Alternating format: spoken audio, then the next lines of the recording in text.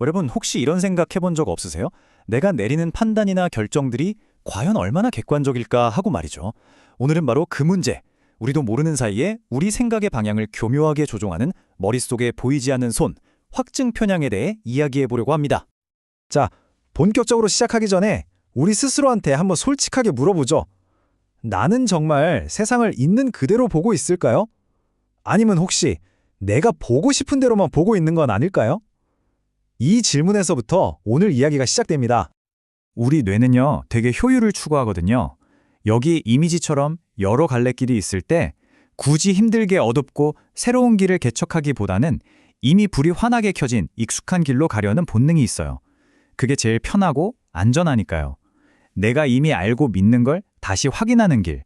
이게 바로 확증 편향의 핵심을 보여주는 장면입니다. 그래서 오늘은 이런 순서로 한번 이야기해 볼게요. 확증 편향이 대체 뭔지, 우리 뇌는 왜 자꾸 이런 함정에 빠지는지, 그리고 이게 우리 삶에 어떤 영향을 미치는지 알아볼 거예요. 마지막엔 당연히 여기서 빠져나와서 더 나은 선택을 하는 방법까지 같이 고민해 봐야겠죠? 좋습니다. 그럼 바로 첫 번째 이야기부터 시작해 볼까요? 우리 생각을 슬그머니 조종하는데 눈에는 보이지 않는 함정. 도대체 이 확증 편향이라는 게 뭘까요? 쉽게 말해서 내가 이미 이건 맞아 라고 생각하는 게 있잖아요. 그럼 그것과 똑같은 이야기만 귀에 쏙쏙 들어오고 그걸 뒷받침하는 정보만 눈에 보이는 거예요. 반대 의견은요? 에이, 저건 틀렸어 하고 그냥 무시해버리는 거죠. 딱 여기 보이는 것처럼 내 생각에 맞는 것만 쏙쏙 골라 담는 뭐랄까 일종의 심리적인 필터 같은 겁니다. 아니 근데 이상하지 않아요?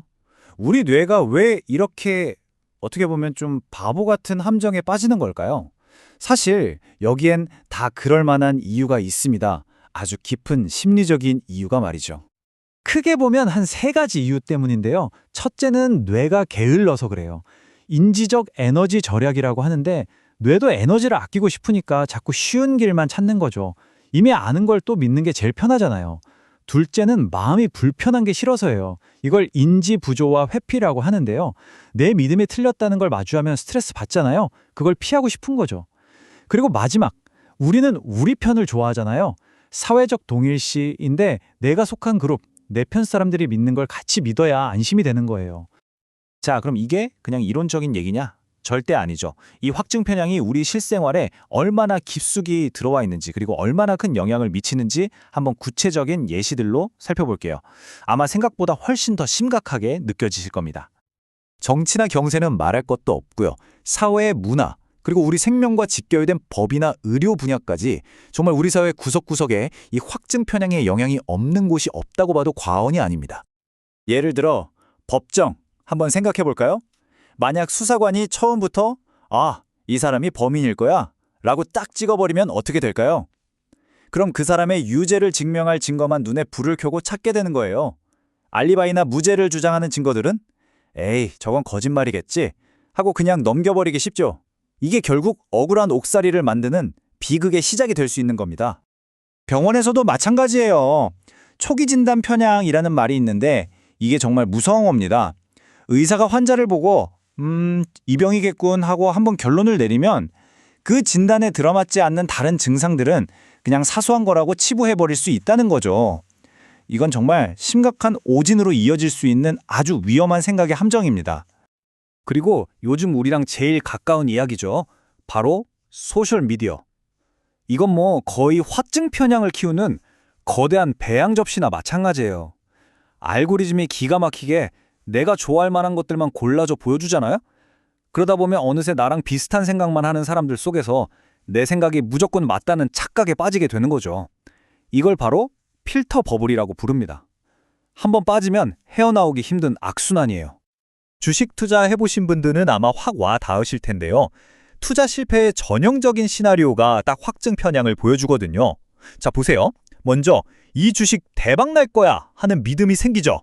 그 다음엔 그 회사에 대한 좋은 뉴스, 오를 거라는 분석만 골라서 봅니다. 그러다가 누가 봐도 위험 신호, 지금 팔아야 돼 하는 신호가 나와도 아니야, 일시적인 거야 하면서 애써 외면하죠. 그 결과는 결국 한 손실로 이어지는 겁니다. 전형적인 확증 편향의 덫이죠. 자, 지금까지 들어보니까 좀 암울하죠?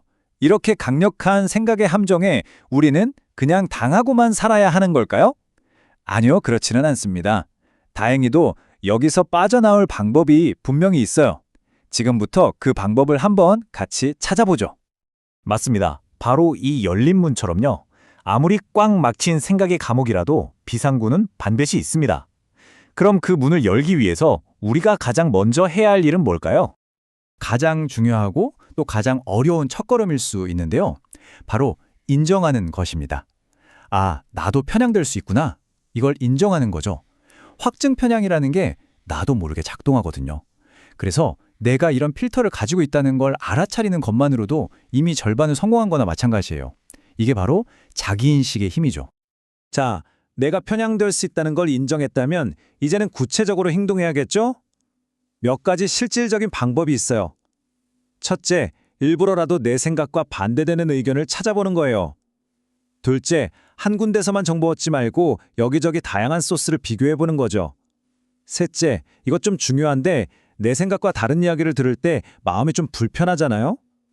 그 불편함을 견뎌내는 연습을 하는 겁니다. 일종의 마음 근육을 키우는 거죠. 그리고 마지막으로 내가 뭔가를 당연하게 생각하기 전에 이게 진짜 맞나? 하고 스스로한테 계속 물어보는 습관. 이게 정말 중요합니다. 여기서 아주 유용한 생각의 도구 하나를 알려드릴게요. 이름은 좀 어려워 보일 수 있는데 반대사실적 사고라는 겁니다. 별거 아니에요. 그냥 이미 벌어진 일에 대해서 만약에 다르게 했더라면 어땠을까 하고 다른 가능성을 상상해 보는 거예요. 이게 생각보다 엄청나게 강력한 효과가 있습니다. 핵심은 이겁니다. 그냥 이렇게 한번 물어보는 거예요. 만약에 이게 정반대 상황이었다면? 이 간단한 질문 하나만으로도 꽉 막혔던 우리 생각이 말랑말랑해질 수 있어요. 확증 편향이라는 덫을 푸는 마스터키 같은 거죠. 자, 어느덧 마지막 이야기네요. 그럼 이 모든 걸 넘어서 우리가 더 나은 선택을 하기 위해 가져야 할 궁극적인 자세는 뭘까요? 결론은 하나입니다. 바로 지적인 겸손함을 갖는 거예요. 딱 이 한 문장만 기억하셔도 오늘 이야기는 성공입니다. 내 생각이 틀릴 수도 있다. 세상에 완벽하게 객관적인 사람은 없으니까요. 내가 틀릴 수 있다는 이 겸손한 생각, 바로 이게 우리를 계속 배우게 하고 성장하게 하고 결국에는 더 좋은 판단을 내리게 만드는 가장 중요한 힘이 아닐까 싶습니다. 오늘 이야기는 여기까지입니다. 마지막으로 여러분께 질문 하나를 던지고 싶어요. 오늘 하루 여러분이 너무나 당연하게 믿고 있던 것들 중에 딱 하나만 골라서 이게 정말 맞나? 하고 의심해보는 건 어떠세요? 그 작은 의심 하나가 어쩌면 여러분을 훨씬 더 넓은 생각의 세계로 이끌어줄 첫걸음이 될지도 모릅니다.